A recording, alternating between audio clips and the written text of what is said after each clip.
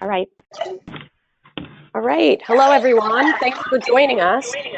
This is our third expert session, and today we're going to talk about policy and procedure development. I'm Kelly Rossi, and I'll play the role of moderator for today's session.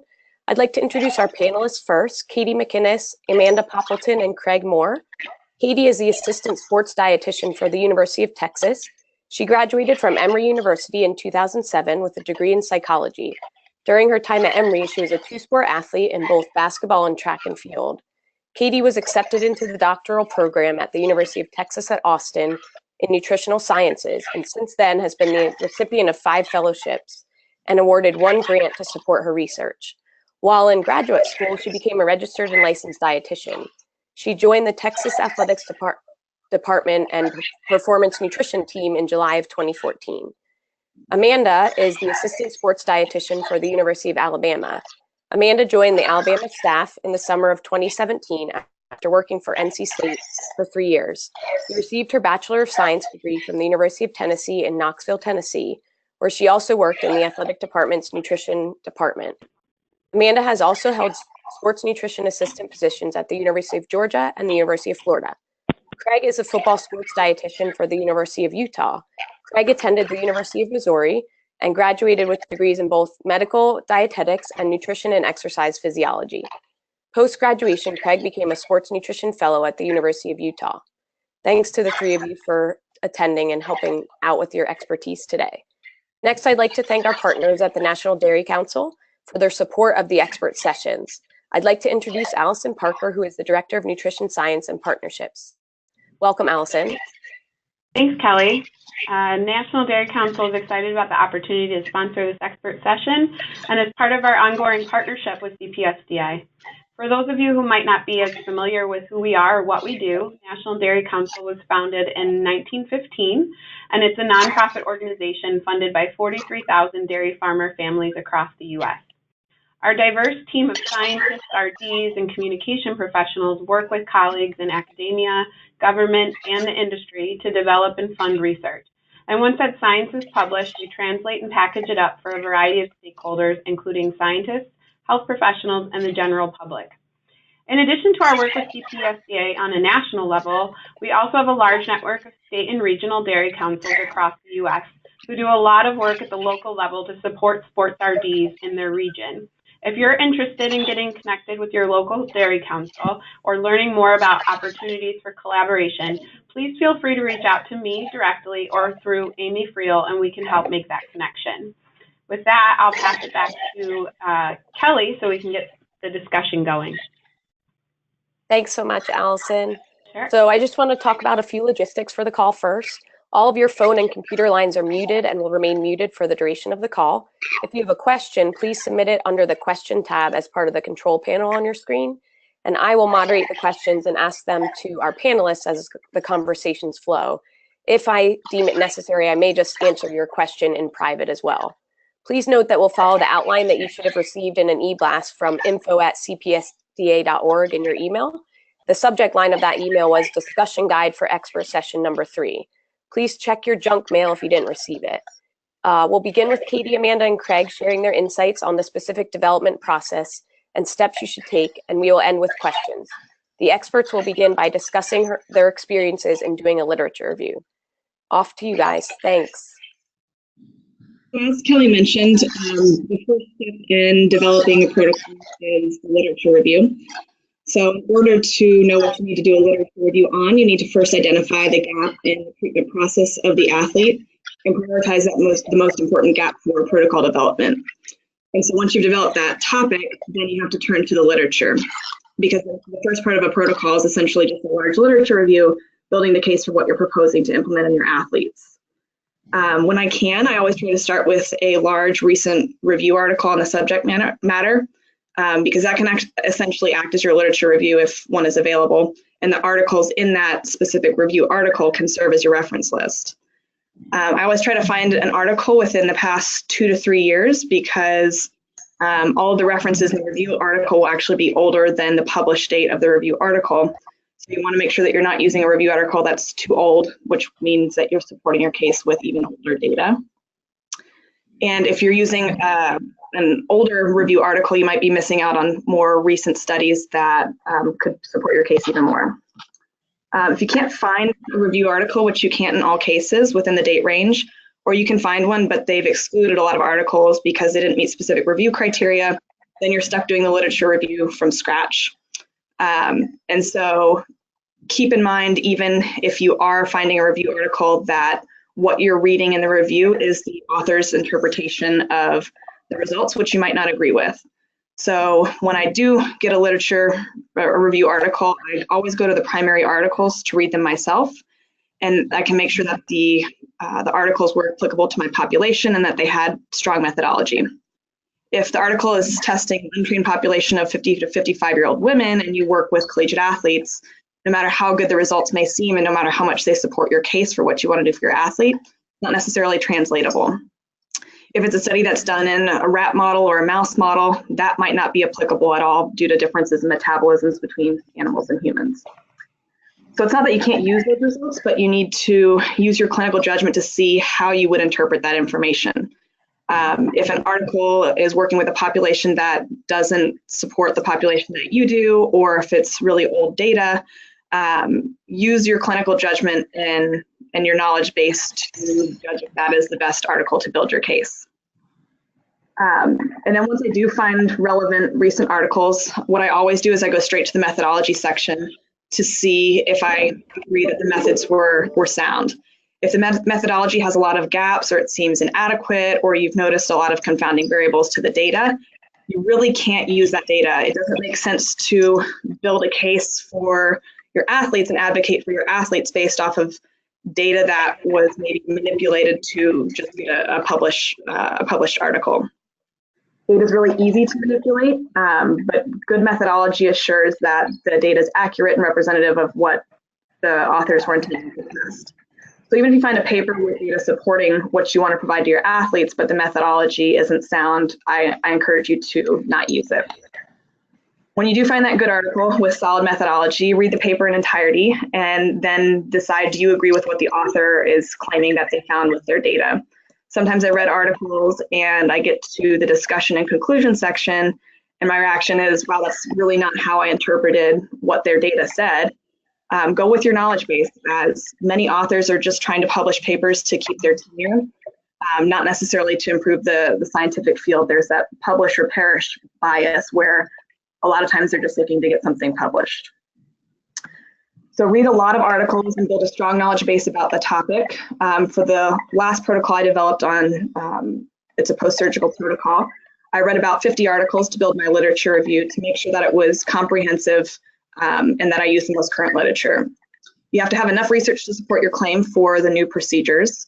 And then once you have built your case in your protocol, take it to the medical staff or whoever is in charge of approval to get their feedback in it. And you really have to make sure that you do this thorough literature review because you're going to be seen as the expert. You want to make sure that you actually have the knowledge base to defend what you are encouraging all of this medical staff to start implementing in your athletes. So once the literature review is done, then you can start writing. And the final protocol is essentially a clinical judgment based off of what you have read. So based off of what you know now that you've done the literature review, what do you think is the best interpretation of the data for your athletes?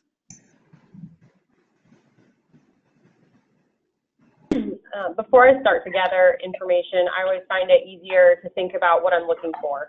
I kind of think of the basic questions so I know what information I'm going to pull from any article that I read. So who, what, where, when, why, and how. So for example, who will you be testing? What are you testing? When are you testing, etc.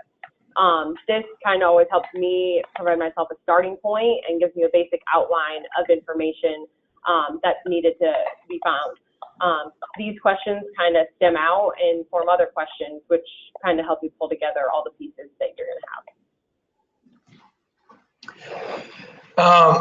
So I also want to say, Katie mentioned starting with a review article, and you can also start with a specific article that has a particular intervention in it that catches your eye, and maybe you think, oh, this might be something. And so, you can start with a specific article and then kind of follow the references from there to gather more information. As And as I'm going to start developing a protocol, I think it's important to consider, especially with, if you're planning on supplementing something, start to consider what are the daily needs of that nutrient, what's the deficiency information for that specific nutrient, is there an upper limit defined for it, and then start to consider, what is the needs for the general population, and is it different for athletes because they are a specific population that we're working with. And one thing that as you're going into developing a protocol from the very beginning to start to think about is, okay, this is why I want to do this. This is the potential positives of it, but what are the potential negatives? Start to question yourself on, are there any downsides to me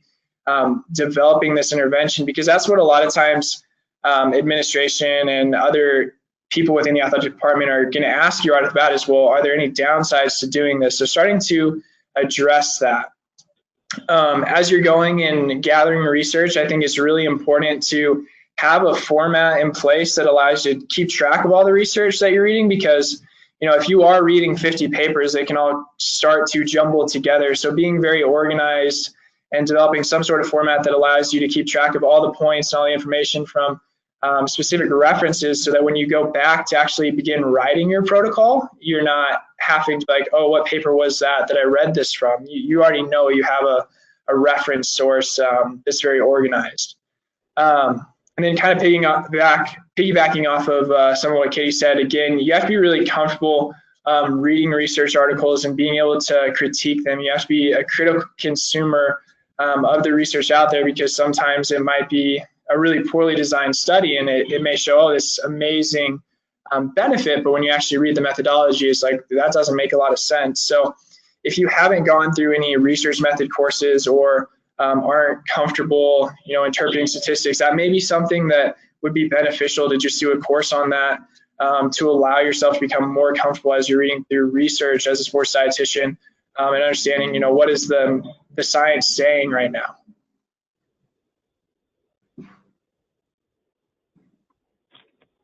And the next part of protocol development that we're going to discuss is how to develop a format, and developing a format that works best for you from an organizational standpoint.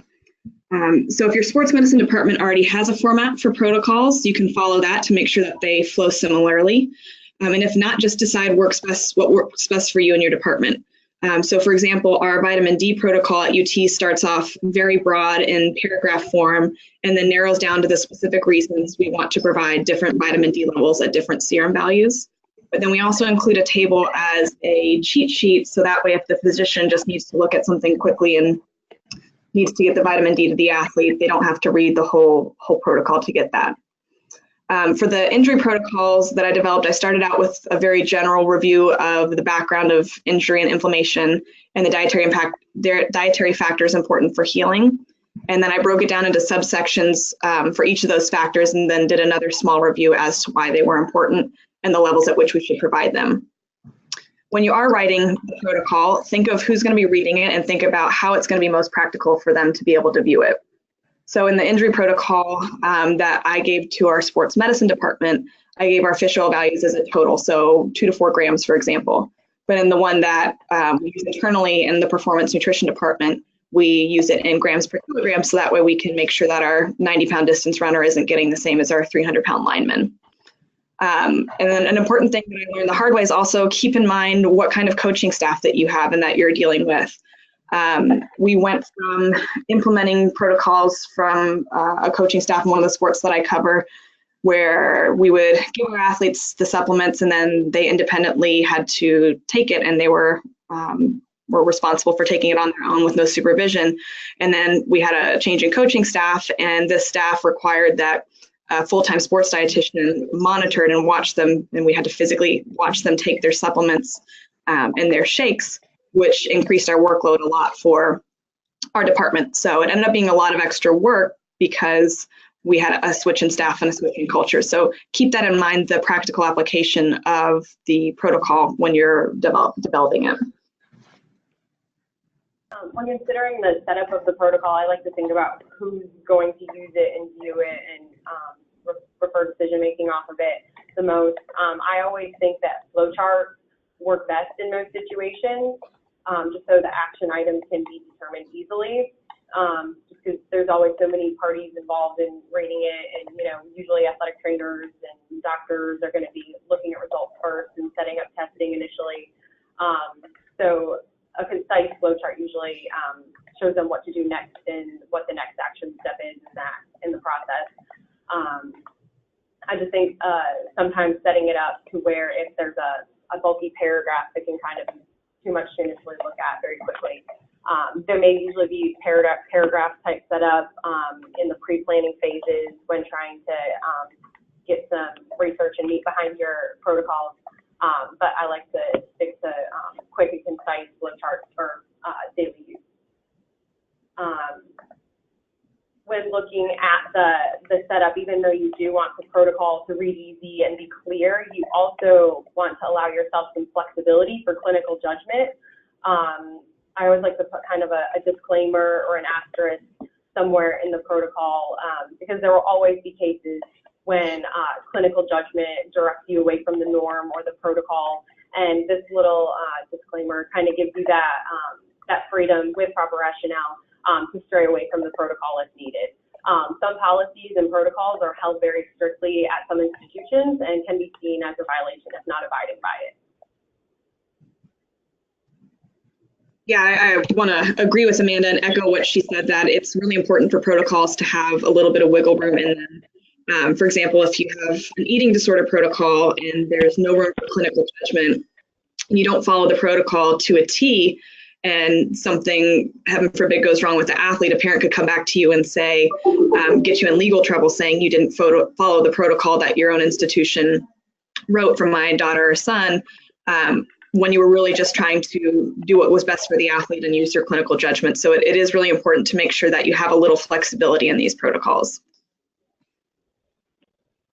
In regards to team members behind the protocol and developing it, it's so important to have all of those members on the same track and each team member understands what they're supposed to do. Having the support from the higher up in whatever department you're involving, so director of sports medicine, for example, to enforce the protocol down onto the other athletic trainers is needed to make sure that everything is initially implemented from the very beginning and everything runs smooth. When approaching the subject of modifying protocols that are already in place, make sure that you're being tactful and mindful when approaching the subject. What you want to revise is what someone has already started and implemented, and you don't want them to take offense to you wanting to update it. Everyone is always more on the same page if you ask for advice and wanting to improve practices rather than going in and handing them something new and saying this is what we should do instead. And especially since lab testing protocols go heavily into sports medicine, they should definitely be included in the process and developing it as well. It'll always make it harder in the long run to have a this is what we need to do attitude. Developing a protocol as a sprint is more of a marathon. It'll take longer to involve all of those and get feedback from everyone and all parties, but focus on the quality of the product rather than how fast you can cross it off your to-do list. When discussing protocols with past doctors for feedback, I've exchanged research articles with them, just quick ideas over email, or even during clinic hours or seeing them at games, just talking in person, some ideas. So it doesn't always have to be a formal meeting because we're always busy and a lot to do. With more hands-off doctors, I've given them a list of references with quick snippets of good information that I've pulled from it. Modifying protocols will be a lot easier with doctors at your side, and it also helps create a very good working relationship with them. I just want to agree with Amanda's thought that developing protocol is a marathon, not a sprint. It's going to take a lot longer than you expect, and there will be some road bumps along the way, and a lot of times there'll be things that you really didn't plan for or expect to happen. It might be something you didn't even think of. So I would say it'll save a lot of time on the back end if you take the time up front to discuss what you are thinking you want to do with your athletic trainers, with your team docs, before you even really begin, because they're going to have a different perspective and a different background and may have different thoughts on, supplementing high doses of a certain nutrient, because they may automatically think of an adverse side effect that they know of, and you have to be able to address that. So speaking with your team docs and athletic trainers before you start, as you're going through the planning phases, will allow you to kind of address concerns from the beginning, as opposed to doing all this work, presenting and be like, well, what about this? And then having to go back to the drawing board. So just take the time up front to, communicate with everyone that's on your team, take advantage of the resources available to you and other staff members. And then so after getting all the feedback from all the team members and then moving on to the approval process, it's going to be different depending on the institution and what type of protocol it is, who's going to have to approve it. But more than likely, the director of sports medicine will need to approve it, as well as the administration or the administrator that oversees that department, whether it's sports medicine, sports nutrition. It's, I guess, that's different at most institutions. They will also know and have a better idea of who it needs to go, and if it does need to go any further above them for approval. They'll also need to know if lawyers need to approve it. Usually lawyers just want to make sure that the verbiage allows for some wiggle room, like Katie was saying earlier, on the off chance that, they don't want you guys stuck in any liability issues or anything. Also, just be sure to not jump any chain of command during the approval process and just take it step by step. And also, any protocol will likely affect someone's budget somewhere. We'll talk a little bit about budget in a little bit. And also, coaches always want to know what's going on with their athletes. So just use it as another positive of how to improve their athlete's performance, and telling them what you want to do. As Amanda mentioned, this is going to affect somebody's budget. And so when you're writing the protocol, that's something that you have to keep in mind. There might be a list of what you want to do versus what you can afford to do versus what is practical to do. Do you think an athlete's going to come to your office 2 times a day so you can watch them take their calcium and it's not taken at the same time as their iron, or do you trust them to do it themselves? You don't want to write an expensive protocol and have all of these things go into the trash can. So cost can be a big limiting factor. For example, one of the post-surgical protocols we have costs between $2 to $3 per person per day. If you can't afford to provide that, the things that you're making a case for, you might want to change or adjust the protocol. And also keep in mind what you can afford this year. It can also change for next year. You just might have to do some grunt work and pushing in sports medicine administration. Just keep working at it. But then when you do initially cost things out, try to go to administration or sports medicine with different options. Your highest cost option, kind of aim for the stars. A middle ground option, who are your high priority teams or your high risk teams, and then a bare minimum needed number. Maybe just your high risk team, and also define high risk. That way, if they say, oh, we can't give you this number, what about this number? If you can actually do something with that number, because they just give you something you can't really do anything with, and then you have to pot of money that nothing with them. They're not going to like that either. Also, if it's really important to a team, you can even make the case to the coach and see if some of the costs could come from their budget. And also just keep in mind, you don't always need money to make a difference in any protocols. You can still, add in a supplement education piece to make a difference in compliance in any type of lab testing and supplementation protocols. So even helping in that way, that may bias people into your protocol ideas a little bit more when they do that. So I think as you're going into developing your protocol, it's important to think about who's going to pay for the specific protocol.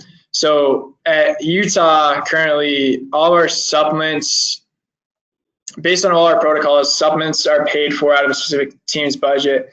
And not every team is going to have the resources to provide those supplements to their athletes. And so you have to ask in that situation, is the student athlete actually going to go out and buy the recommended product for this protocol?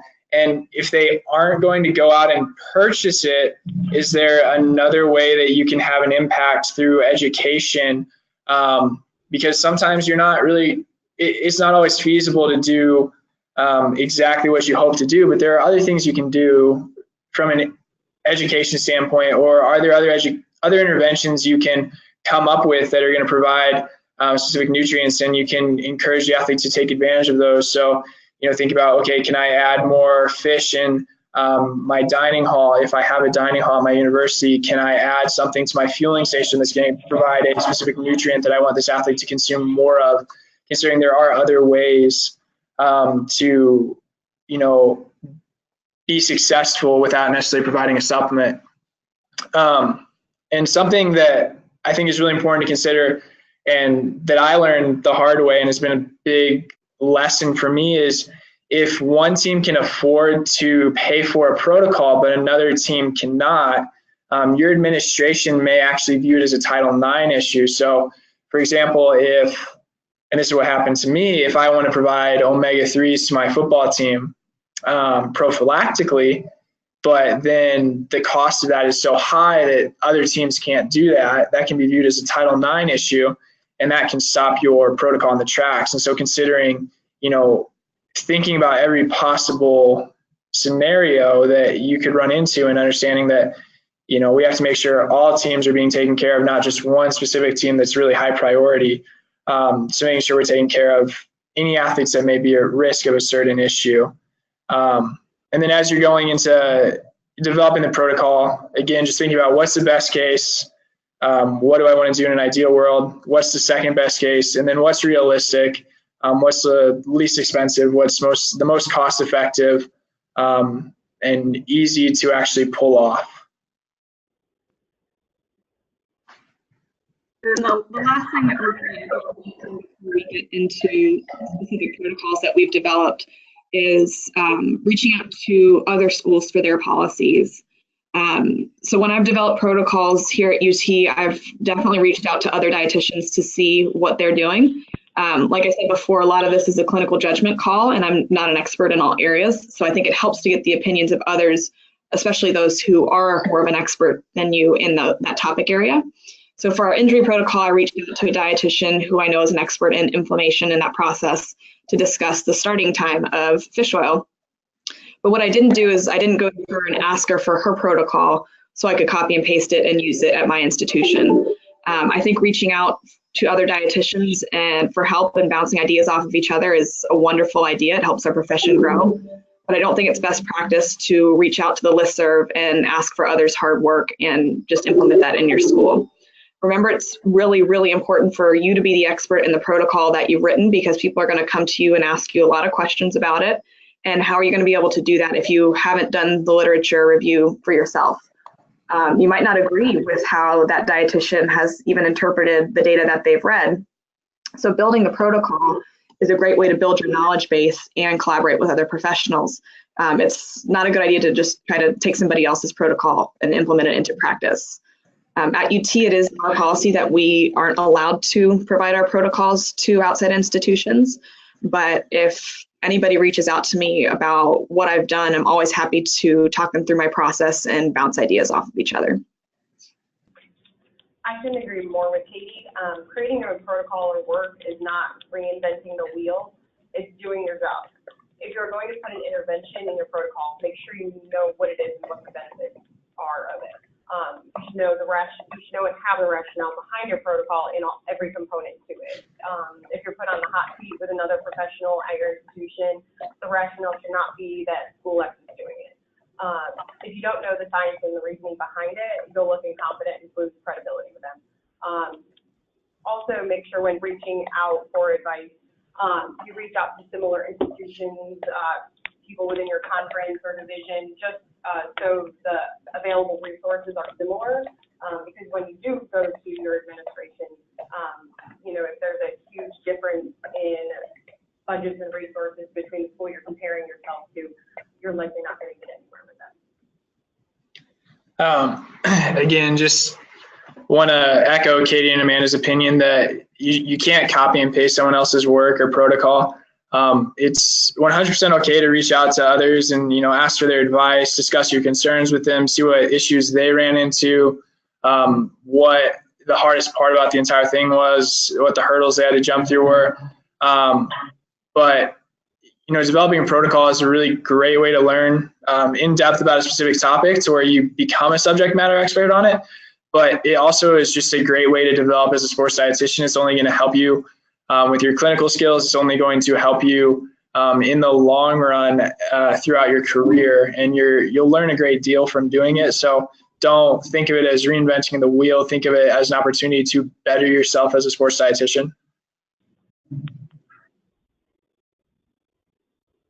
And then the last thing that we're going to touch on is are the specific protocols that we've worked on at our institutions.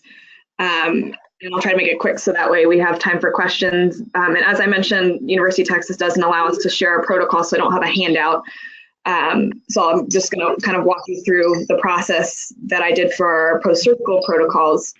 And so for those protocols, I started with a review article, Nutritional Support for Exercise-Induced Injuries by Tipton in 2015. And I picked this one because it was recent, and Tipton is a well-known researcher in the subject area. I also used one of his articles from 2013, Dietary Strategies to Attenuate Muscle Loss During Recovery from Injury. And even though that one was a little bit older, I thought it was a strong article. And like I said, I'm familiar with the researcher and the work that he puts out. I also used a few articles highlighting the injury inflammatory process to brush back up on the small details of that injury process. So again, I did a lot of reading to make sure that I knew what I wanted to propose for my athletes, and I had the research to back it up. And then I also recommended some things with less literature support that I thought had enough evidence to try it, but it might give us a little bit of a cutting edge where there's not a ton of research out on the area yet, but I thought the small amount of research that I did read was promising enough to try it, and I didn't think that there would be any negative consequences. So I decided to split my injury protocols into 4 sections. We have a bone fracture non-surgical, a soft tissue non-surgical, a soft tissue with immobilization for surgical patients, and then a soft tissue with bone involvement surgical as well. Since the metabolic response and perturbations were different enough in all those types of injuries that we couldn't just lump it into one protocol, so we split it into 4. So when an athlete gets injured, I go and touch base with the athletic trainer each time to get a good idea of the mechanism of injury, how long they're expected to be out, are they a surgical candidate or not, and then I decide which one is most relevant, if any. And then from there, I decide, do I need to make adjustments to it? So for the bone protocol, if I want to give calcium, but I'm working with an athlete who gets 2 times the RDA for calcium through their diet, I might decide that that's not necessary and would cut that part of the protocol. Our standard implementation for the protocol is 6 weeks, but if I have, for example, an athlete that has a 2-stage surgical repair where they need 2 surgeries within 3 weeks, and I can adjust it from there because I've left in that wiggle room for clinical judgment. Some things in our protocols I've included as PRN, so I'm just more so triggered to think if it's something that I want to include but might not want to provide. So I have a multivitamin on the bone protocol as PRN, so if the athlete is eating really well and I'm with them every day and I've know their history and I know that they're a good eater, I might take that off of the protocol. When I do decide to place or which protocol to place the athlete on, I have a space where I write in the specific recommendations since the supplements are provided in grams per kilogram, and then we scan it and put it into the EMR. But I also make sure that I touch base with the physician, athletic trainer, and coach, as we've mentioned, that they're key people in this process, so that way everyone is on the same page with treatment. It's also really good practice to do that because there have been times where, let's say like a physician has forgotten to add high-dose NSAIDs for an athlete post-surgically, and I might not want to provide a high level of fish oil while they're on that, but if it's not in the EMR, that conversation kind of saves you from making a mistake. And then also, if it's appropriate, I encourage everybody to gather data to support the efficacy of a protocol. One of the injury protocols that we wrote helped reduce atrophy by 44% of what is expected in an ACL tear. And being able to go and show the coaches and the athletic trainers, the physicians, that the money that we're spending is really going to helping the athletes has been really instrumental in getting our other teams to buy in.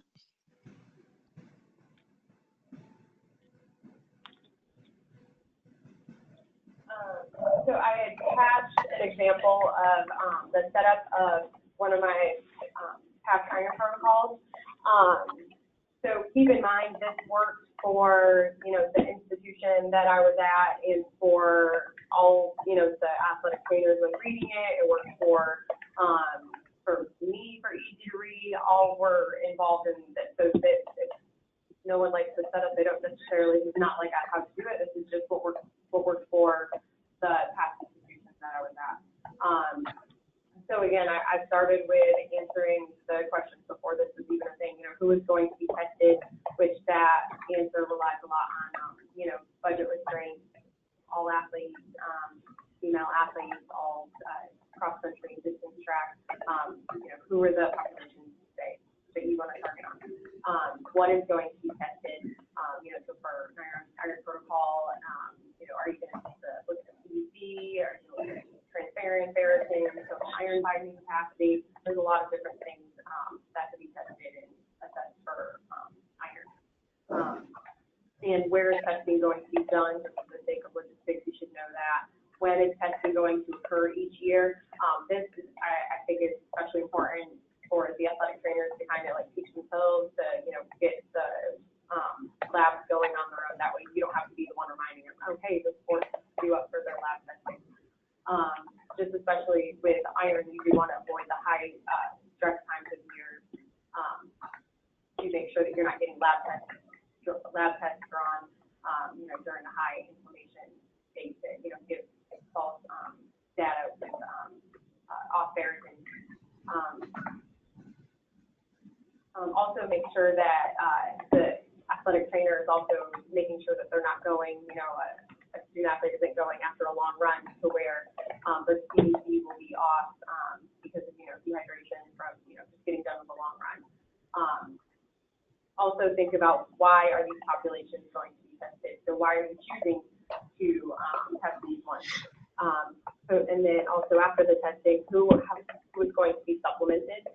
And this should be a heavy conversation between you and the doctor. There's a lot of discrepancy on when supplementation should initiate and continue. Also, just you and the doctor aren't enemies, just find common ground and compromise. Also, in regards to formulas, there's a lot of different types of formulas and different doses that are used. Some are more bioavailable than others. So this is, again, why looking at the research and knowing it, especially when discussing it with a doctor, when agreeing on certain formulas to use is important. Also knowing where is the athlete going to get the supplement. This could differ greatly with institutions. Are they going to get it from you, the dietitian? Are they going to get it from University Health? How are they going to get it? Because you test them if they're low and there's no process in place for them to get the supplement, and it's kind of pointless.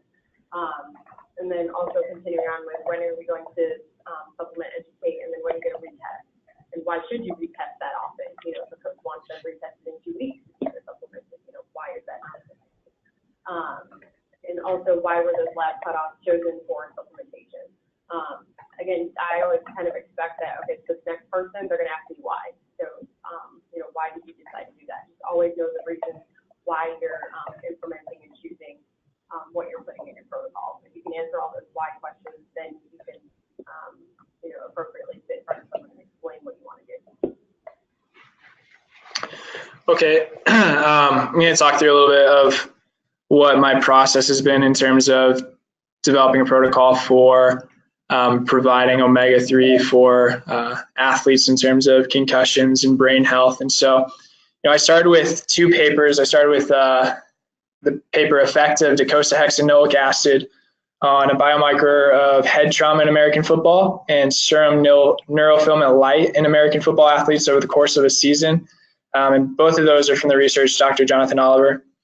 And then the questions I started to ask after I read those studies is, why is this important? And started looking into what is the impact of concussions and mild traumatic brain injury on athletes and on their brain health. What data is there out there showing either a negative impact, or is there a negative impact? And then started looking into, what other data, whether it be mechanistic or animal models, is there to support the use of DHA for concussions. And so I started with the review, the potential for DHA to mitigate mild traumatic brain injury. And then from there, I felt like I didn't really understand the pathophysiology of concussions very well. You don't really learn about that when you're becoming an RD. So I started to read into that further and try to piece that together and understand where would these fats actually fit into the pathophysiology of a concussion, and that kind of started to make a lot more sense. And then obviously when talking to athletic trainers and team docs about this, the biggest concern that came up is, well, omega-3s increase bleeding risk. And so started to look into that and try to determine, is that a legitimate concern? Is that something that I should be worried about? Would this really actually just make things worse because of the increased bleeding risk and actually be doing the exact opposite of what I'm hoping to accomplish? And so I read the review, No Impact of Fish Oil Supplements on Bleeding Risk, systemic review from 2017, Begtrup et al. And then kind of followed some of the references from there to get a better understanding on that topic. And then also looking into other negatives, is there a potential for fish oil supplementation to decrease immune function? And so looking into that as well, just trying to address any negatives of what I was hoping to do. And then from there, starting to look at, how much omega-3 is safe to provide, what's the upper limit, what is the adequate intake? Are there specific recommendations related to EPA intake, related to DHA intake from the Institute of Medicine? What's the FDA have to say about it? And then in terms of the studies that I'm looking at showing a benefit, what was the dosage that showed a benefit? What was the lowest dosage that showed a benefit? Was a higher dosage more effective? Do we know that at this point? And then from there, starting to consider, what athletes do I want to provide this to? And in what situations? Would I provide it to all athletes at risk of a concussion prophylactically, which is what was done in Dr. Oliver's studies? Would that be way too expensive? Or should I consider providing it post-concussion only? Or should I consider providing it to athletes who have a history of concussion prophylactically and after they've had another concussion if that occurs? Like trying to figure out, what is the ideal scenario? What is the most cost effective? And then from there, questioning who's going to pay for it. Is it the team? Is it the athlete? If neither, what else can I do? Here at Utah, we have, we're very fortunate to have an athlete-only dining hall. And so, we make a very active effort to have fish out at least one meal a day to get those to our athletes available so we can do education on that. So increasing the availability of omega-3 is kind of like what we touched on. If you can't supplement, can we increase the availability of food source of this particular compound? And that was kind of my process when going through providing omega-3s for our athletes.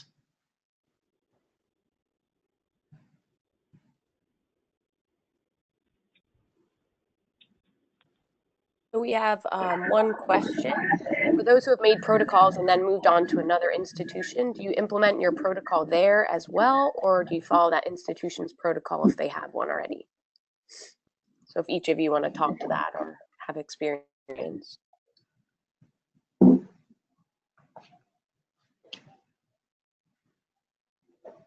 can speak to that. Well, it would kind of differ in what kind of position you're going into. I feel like if you're moving into, an assistant role to a director role, it's definitely your role to try and implement those things, with, being tactful and mindful of, what's already in place and everything like that.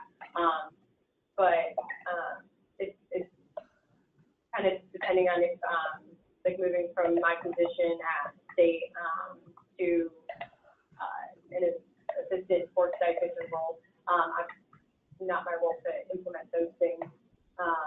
So it kind of depends on what position you're moving into and if it's applicable to where you are. I've only been at Utah, so I can't necessarily speak to that, but I would say, just being very, very tactful and mindful in that situation. I think that if it's a protocol you've developed,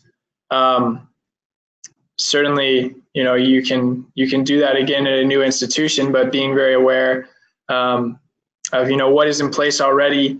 And if there is a protocol in place already and you just have some suggestions for potential improvement, having those conversations with the individuals who've already developed that protocol and just being very respectful, being careful not to offend anyone while doing that, just, saying, hey, we did this at my previous institution. Here was our reason why. I feel like this could be an area for improvement. What are your thoughts? Would you be open to this? What do you think? I think that would be the best way to approach it. Obviously trying to improve is never a bad thing. Just being very careful to not step on someone else's work and say, hey, this isn't good enough. Just being very mindful of how you approach things. Especially also with like interest, like I can honestly say iron is a huge interest of mine. So there's nothing wrong with letting those at your work know of those interests or passions that you enjoy, reading and researching about. That's usually a good thing for them to take advantage of and wanting to grow that even more. So. Like Craig, I've only been at UT, so I haven't personally been in this situation, but also keep in mind some institutions, what you create there becomes their property. So it might get you into some trouble if you're just taking a protocol, even going from an assistant role to a director role, moving institutions. You might get into some trouble if you're copy and pasting that. But kind of agreeing with Craig, you've done the work, you're still the expert. And so going to a new institution, you might be able to improve on a process that they already have in place, or have the discussion with the team members and share your knowledge and see if that's something that you could implement at your new place. And like Amanda said, that's a good way to build relationships and credibility. And also with, continuing research and stuff, everything's going to be updated. So if you're somewhere for 5 years, if you created that year one, hopefully you'd revise it with current research that is now 5 years later. So all information. It's not just, this protocol is done, let me finish researching about it. It's a continuing research and updating just for your own knowledge sake. Awesome, thanks. We have one more question. What would your advice be to a sports dietitian who is a consultant for an institution or works part-time? This individual has a few hours each week, but there's definitely a lack of protocols in her institution. Her.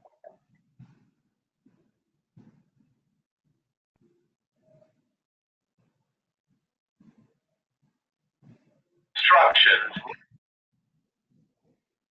I would say my advice would be let them know how we can help or bring any type of issue that you may see, any holes in a current process or any holes to where like it could be better from a nutrition aspect, trying to see how you can make it better. If there's a small way that you can make it better and then that goes really well and that can expand on them wanting more. But I mean, start small if you're really consulting and kind of, make them want more from you. Let them grow from that. But just find one thing and make it a little bit better from there. See the word. And a protocol is a good way to make yourself relevant. When we did our iron protocol, we require that our athletes come and see a dietitian. And so if you're working kind of as a consultant and you're wanting more time, working on a protocol that even includes, like Craig had mentioned, education, sometimes it doesn't take any money. That's a really good way to make sure that you're part of that care team when the athletes do come through and that other professionals are looking to you as part of that protocol. And I would just say you could make a list of all the different ones that you think are missing or needed, and maybe start with the one that you think is the most important, try to implement that, and then, talk about the other ones that are needed, and that may allow them to realize they need to pay you for more hours and see your needs. So definitely, like Katie said, it'll increase your need there. Awesome. That's all the questions we have for today. One more question just popped up. Hold on. How would you deal with athletic trainers that are resistant or feel like a nutrition protocol is not necessary despite bringing a literature review, etc.? This is where I would say do a little bit of what you can with the resources that you already have. So if it is, I'm going to speak to injury protocols because that's what I've worked on a lot. Implement small things like increasing their dietary vitamin C and try to get some outcome measures that you can go to them and say, hey, the literature supports it. Here's what I've been doing in my athletes versus the ones that haven't had that. And we've seen some sort of benefit off of that. So you can do some of these things without having a protocol to begin with. And that's what I did with my injury protocols. I took an athlete and I put him on what I thought would be beneficial. And I measured the size of his quad, return back to play. I did a bunch of things just in collaboration with our sports medicine team and our docs. And then when I wanted to propose this protocol that was pretty expensive, I already had some data to say, hey, look, we tried this already and it's been effective, because then they might see that as something a little bit more valuable than just what some researcher did in some other institution.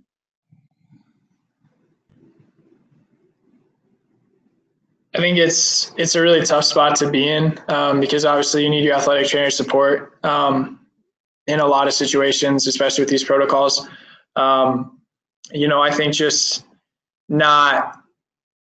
obviously not being super pushy with it, but continuing to build the relationship you have with that individual, continuing to, say, hey, this has come out, continue to present new research, trying to further educate them on why it may be a benefit, without obviously offending them, but, just not giving up because you're told no once. I think a lot of the success of a role of a sports dietitian really comes down to the relationships that they have with those around them. And so, building a strong relationship with that person to where you can, feel comfortable challenging them on it. Obviously, if you're newer in the role and don't have a great relationship with them, that might not be the best way to start off. But, building that relationship to where you can challenge them and say, no, I really think this is of benefit, and, over time earning their trust and respect where they value that opinion of yours, I think will go a long way. I would definitely agree. It's a very good working relationship if you can challenge one another professionally and talk about, and you don't have to agree, but just talk about different topics and stuff like that. You're not always going to agree, but this is also why I think it's important that you have relationships with the head coach and not with the head coach through the athletic trainer. If you have these relationships with all of the pieces of, your performance team, the strength coach and the athletic trainer and the head coach, and, the head coach is able to support what you want to do as well.